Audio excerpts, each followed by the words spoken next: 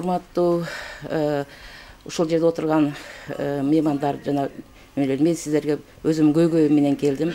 Бул жерде менин иним Балтаев Талай эч кандай айыбы жок эле мына 3-4 айдан бери отурат ИВС'де Ошто. Бул окуя 8 октябрда болгон, өткөн жылы, 20-жылы. 8 октябрда шайлоо бүткөндөн кийин булар эки тарап болушуп, балдар уруша кетишет дагы. Менин иним ок баягындай травматический ок менен атышкан, буту жабыркаган. Бирок эркекти кылып эч жака барган эмес, бирок амбулаторный лечение алган, эч каяка заявление берген эмес.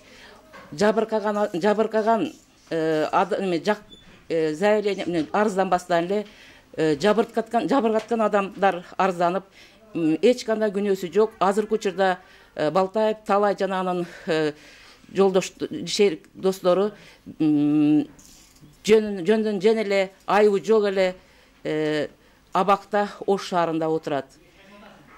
Бул эмнеси? Биз кедей кембагалдын балдары эле ушинтип абакта отура береби? Буга жөндөн жөн эле уюшкан кыймылдан тобунун мүчөсү деген жала жабылып атат. Бул жаланы жазган адам өзүбүздүн эле айылдагы адамдар, спортсмен адамдар, өздөрү уюшкан кылмышкерлердин тобу болуп туруп, буларга жала тапканды кереги жок. Эгерде менин иним пешине тери менен атасы, пенсионер атасы, апалары бар, 4 баланын, 4 кыздын, мектепке жетпеген 4 кыздын атасы болуп эсептет. Ал пешине тери менен дыйканчылык кылып, үлүш жерин гана иштетет. Эгерде уюшулган кылмыштын тобунун мүчөсү боло турган болсо, астында иномарка машинеси болуш керек, 2 этаж особняктары болуш керек. Андай жок. Атасы менен колдо жашаган бир пакса үйдө эле жашашат булар. Эч кандай киреше, сырттан киреше кирген жок.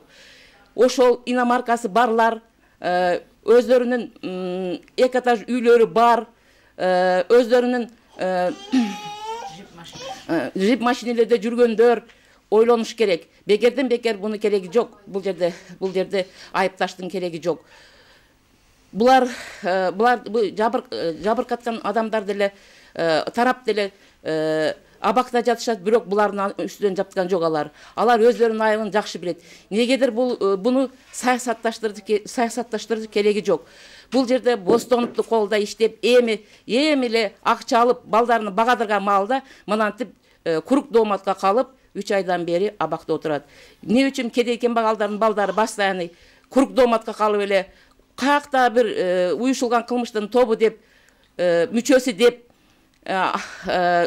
кылгандын кереги жок. Мен анын токтомун деле, бөгөт чара токтомун деле окуп атам.